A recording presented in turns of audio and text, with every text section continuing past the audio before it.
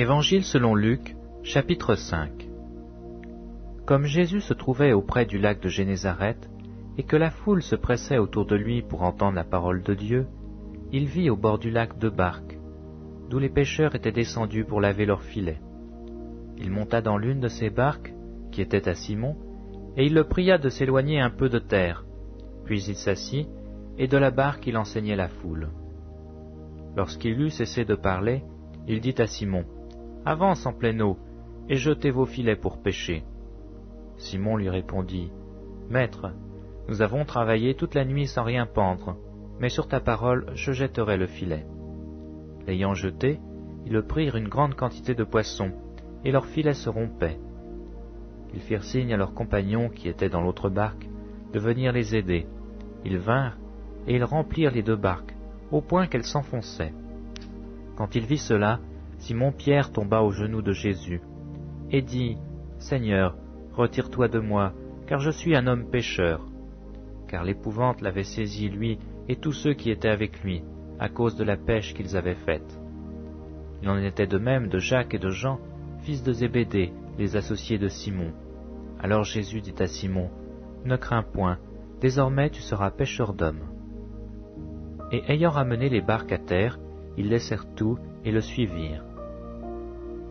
Jésus était dans une des villes, et voici un homme couvert de lèpre, l'ayant vu, tomba sur sa face et lui fit cette prière, « Seigneur, si tu le veux, tu peux me rendre pur. » Jésus étendit la main, le toucha et dit, « Je le veux, sois pur. » Aussitôt la lèpre le quitta. Puis il ordonna de n'en parler à personne. Mais dit-il, « Va te montrer au sacrificateur, et offre pour ta purification ce que Moïse a prescrit, afin que cela leur serve de témoignage. » Sa renommée se répandit de plus en plus, et les gens venaient en foule pour l'entendre pour être guéris de leurs malades. Et lui, il se retirait dans les déserts et priait. Un jour Jésus enseignait. Des pharisiens et des docteurs de la loi étaient là assis, venus de tous les villages de la Galilée, de la Judée et de Jérusalem, et la puissance du Seigneur se manifestait par des guérisons. Et voici des gens, portant sur un lit un homme qui était paralytique, cherchaient à le faire rentrer et à le placer sous ses regards. Comme ils ne savaient pas où l'introduire, à cause de la foule, ils montèrent sur le toit, et ils descendirent par une ouverture avec son lit, au milieu de l'assemblée devant Jésus. Voyant leur foi, Jésus dit, « Homme, tes péchés te sont pardonnés. » Les scribes et les pharisiens se mirent à raisonner et dirent, « Qui est celui-ci qui profère des blasphèmes? Qui peut pardonner les péchés, si ce n'est Dieu seul ?» Jésus, connaissant leurs pensées, prit la parole et leur dit, « Quelle pensée avez-vous dans vos cœurs?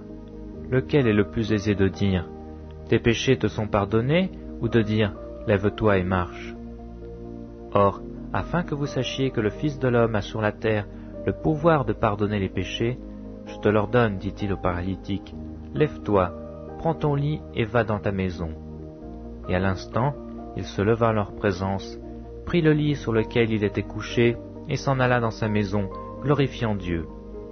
Tous étaient dans l'étonnement et glorifiaient Dieu. Remplis de crainte, ils disaient, « Nous avons vu aujourd'hui des choses étranges. » Après cela, Jésus sortit, et il vit un publicain nommé Lévi, assis au lieu des péages. Il lui dit, « Suis-moi. » Et laissant tout, il se leva et le suivit. Lévi lui donna un grand festin dans sa maison, et beaucoup de publicains et d'autres personnes étaient à table avec eux. Les pharisiens et les scribes murmurèrent, et dirent à ses disciples, « Pourquoi mangez-vous et buvez-vous avec les publicains et les gens de mauvaise vie ?»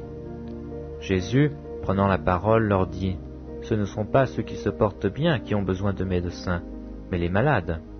Je ne suis pas venu appeler à la repentance des justes, mais des pécheurs. » Ils lui dirent, « Les disciples de Jean, comme ceux des pharisiens, jeûnent fréquemment et font des prières, tandis que les tiens mangent et boivent. » Il leur répondit, « Pouvez-vous faire jeûner les amis de l'époux pendant que l'époux est avec eux? Les jours viendront où l'époux leur sera enlevé, alors ils jeûneront ces jours-là. » Il leur dit aussi une parabole. Personne ne déchire d'un habit neuf un morceau pour le mettre à un vieil habit.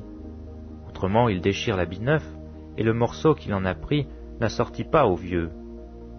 Et personne ne met du vin nouveau dans de vieilles outres. Autrement, le vin nouveau fait rompre les outres, il se répand, et les outres sont perdues. Mais il faut mettre le vin nouveau dans des outres neuves.